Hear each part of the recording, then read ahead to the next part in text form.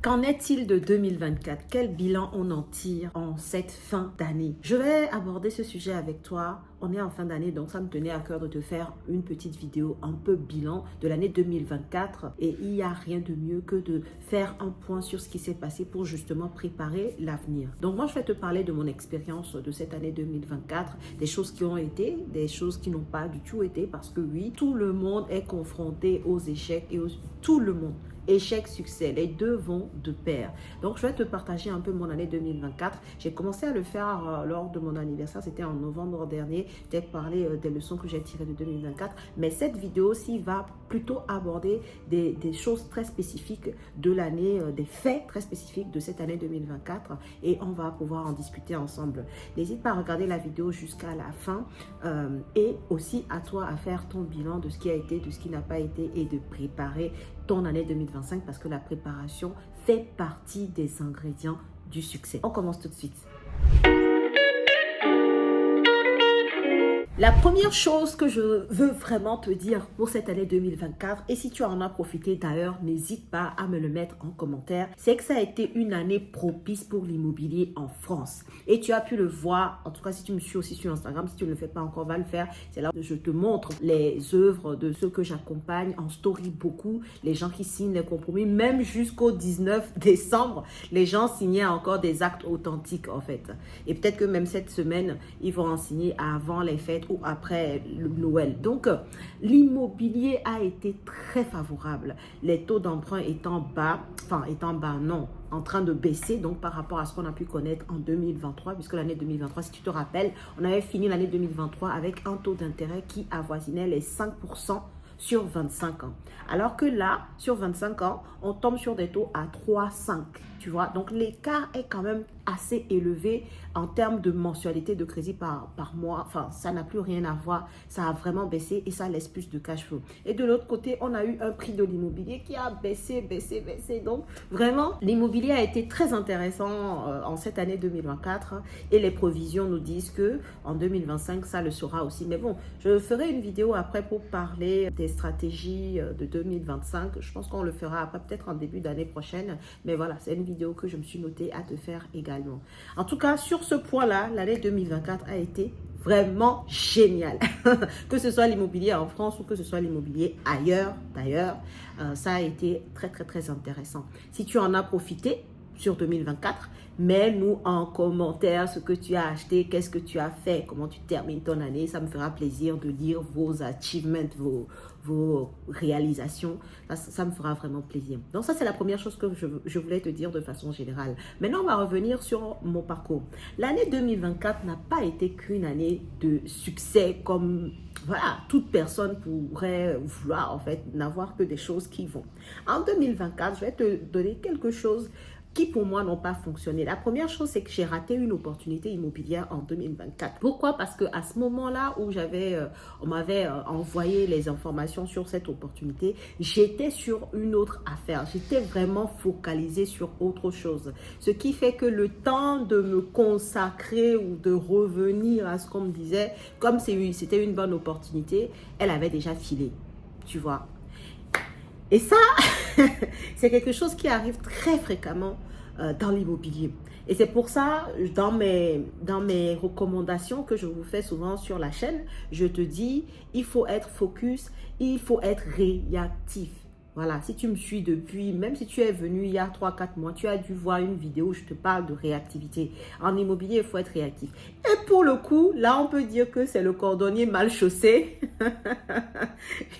Sur cette opportunité, je n'ai pas été réactive parce que j'étais un peu, mon attention était retenue par autre chose. Et c'est vrai que c'est une opportunité sur un immeuble de rapport que je n'ai pas pu faire malheureusement. Mais bon, voilà, ça fait partie des petites choses de 2024 qui n'ont pas vraiment été. Cette année 2024, autre chose qui m'a vraiment touchée également, c'est que j'ai dû me séparer de certains collaborateurs. Et je te garantis, c'est quelque chose qui est tellement difficile à faire. Dire à quelqu'un non, on ne travaille plus ensemble, c'est tellement difficile à faire. Mais à un moment donné, il faut savoir trancher. Il faut savoir se séparer de ce qui ne va pas pour laisser l'opportunité à ce qui va être bon pour toi d'arriver. Tant que tu es dans un truc, tu te dis, ouais, mais ça va aller. C'est-à-dire, tu trouves des excuses à la personne. Bah, pendant ce temps-là, tu ne focalises pas ton énergie, en fait, à chercher la bonne personne qui va faire le travail que tu souhaites qu'elle fasse, en fait, tu vois. Donc, j'ai dû me séparer de collaborateurs. C'était sur le volet marketing, réalisation des publicités, tout ça. J'ai dû me séparer enfin, voilà, je crois que c'était la première fois que je me séparais de personnes comme ça où j'ai dit non, là, franchement, on arrête de travailler parce que, voilà, quoi, ça ne me convient pas. Enfin, voilà, c'était quelque chose de très difficile à faire. Je ne sais pas si tu es entrepreneur et si tu l'as déjà fait, ou alors même si tu es manager en CDI, si tu as déjà licencié quelqu'un, n'hésite pas à me mettre en commentaire comment ça fait. Mais c'est vrai que c'est pas... tu vois, l'être humain de façon générale, dire non aux gens, c'est bizarre. Mais dire non aux gens, on a un peu de mal avec ça. En tout cas, moi, j'ai un peu de mal encore avec le fait de dire non. Alors que c'est tellement libérateur. Parce qu'une fois que j'ai fait ça là, c'est bon, voilà, c'est bon, c'est bon. Voilà, j'ai pu trouver d'autres personnes. Et effectivement, c'est pour ça que, et c'est la leçon que aussi je voudrais te partager en disant que, en fait, dire non, c'est laisser la possibilité à un bon oui d'arriver à toi, en fait. Et le fait d'avoir arrêté de collaborer avec cette agence de marketing, j'ai pu trouver une autre agence.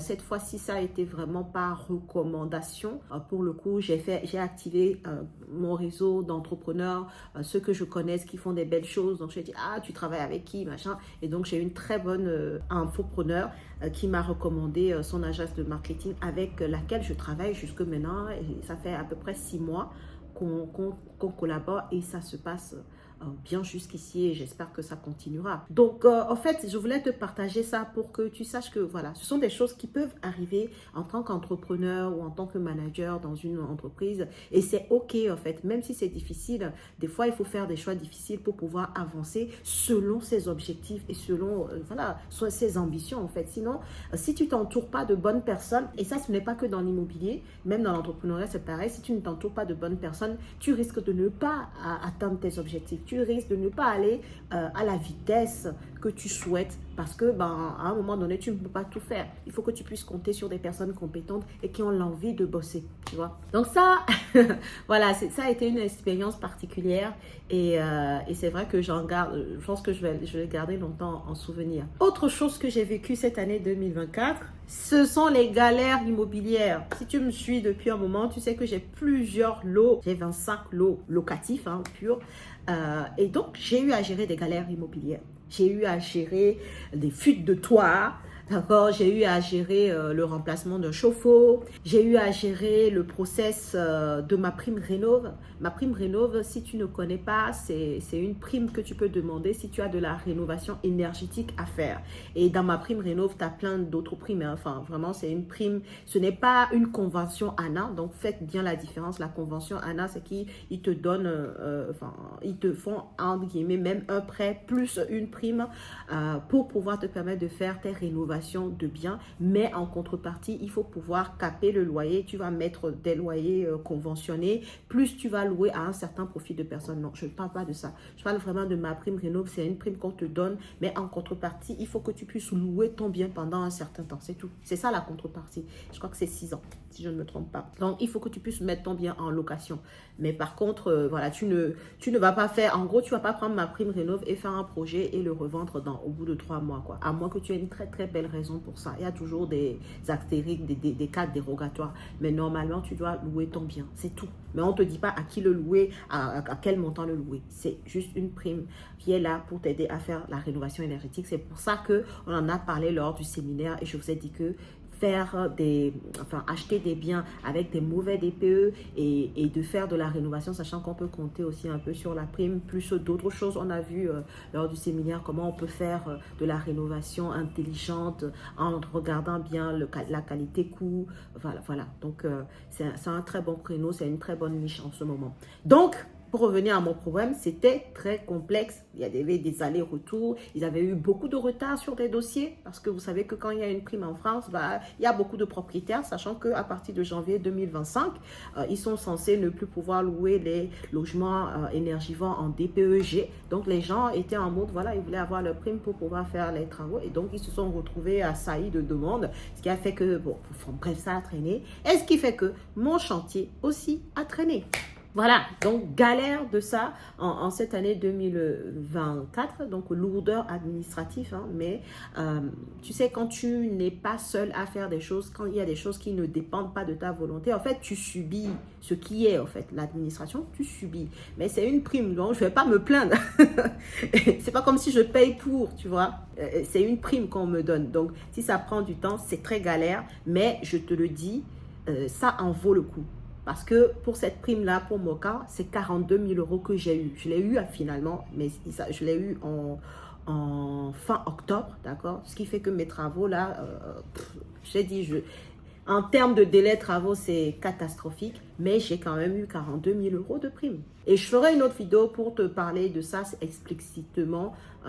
Peut-être si tu es dans le même cas que tu veux faire la démarche pour ma prime rénov, que tu puisses avoir les informations. Ça, c'était aussi une galère. Bon, une autre galère, celle-là, c'est la première fois aussi que je l'ai eu, c'est avec un locataire, en fait, qui importunait les autres.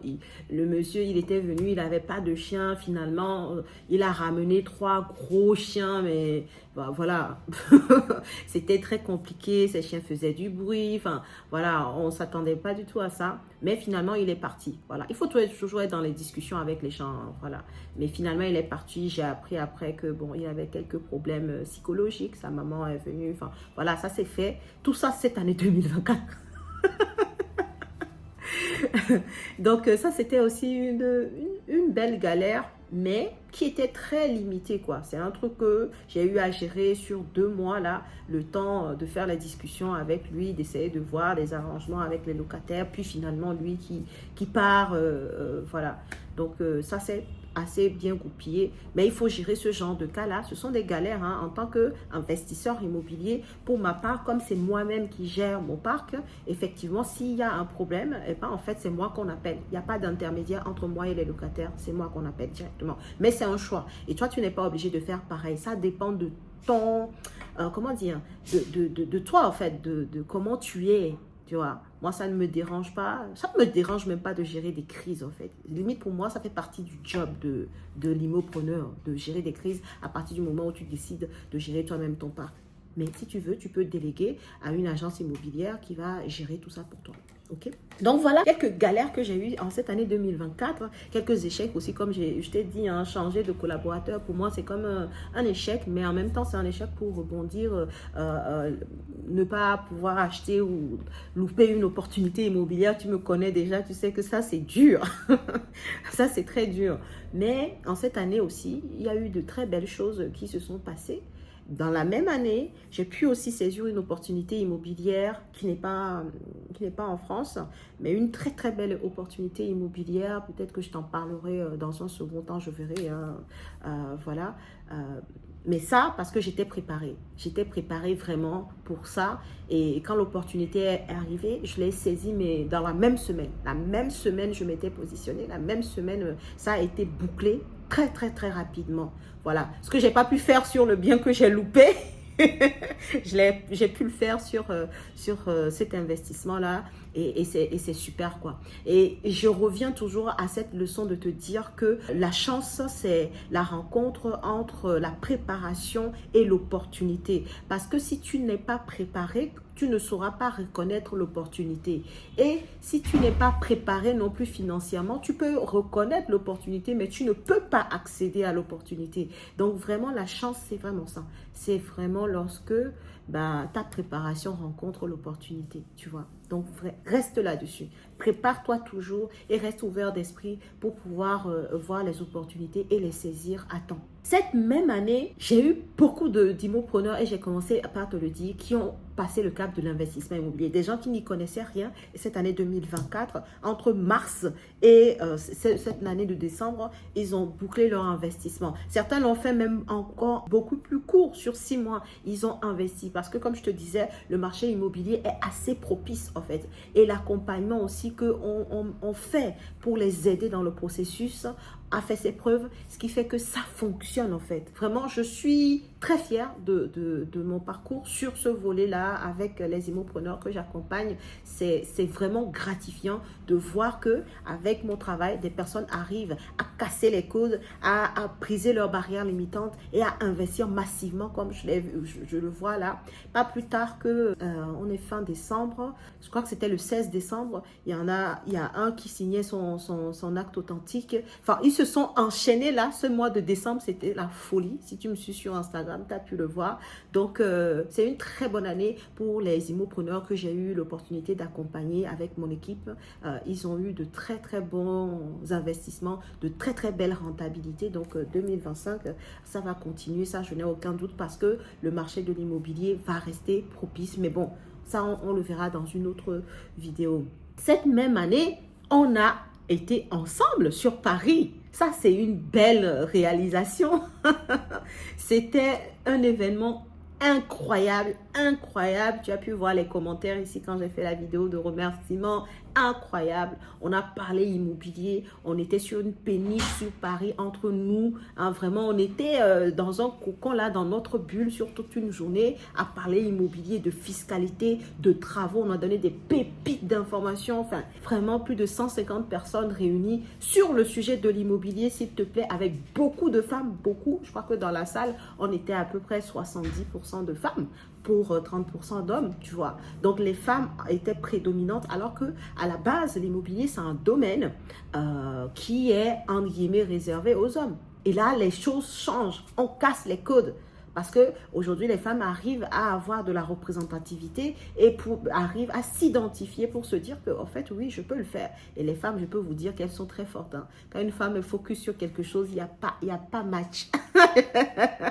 Donc, je suis très fière de cet événement. Je suis très fière de l'engouement que ça a donné et très fière du ressenti de chaque personne qui a franchi le pas de cette péniche-là et de comment ils ont vécu l'événement. Donc, j'en profite encore pour vous dire merci. Hein, merci pour la confiance parce que ce fut un événement extraordinaire. Je ne sais même pas comment on pourra faire mieux la prochaine fois, mais en tout cas, on verra. Les idées, l'inspiration va venir. Ça a été une très belle concrétisation pour mon équipe et moi cette année 2024. Et on a fait également le salon Back to Africa. Je vous ai rencontré aussi là-bas des personnes qui sont venues au stand. Vous étiez nombreux. C'était extraordinaire. Ça, c'est aussi une première fois pour Immopreneur de prendre un stand à un événement. Et ça a été vraiment génial. C'est une expérience qu'on va certainement renouveler en 2025. De toute façon, comme d'habitude, je vais te tenir au courant ici si j'y serai, si mon équipe y sera. Et puis, ça sera un plaisir de te rencontrer à nouveau si on y est. Donc, l'événement Back to Africa, ça a été un très bel événement.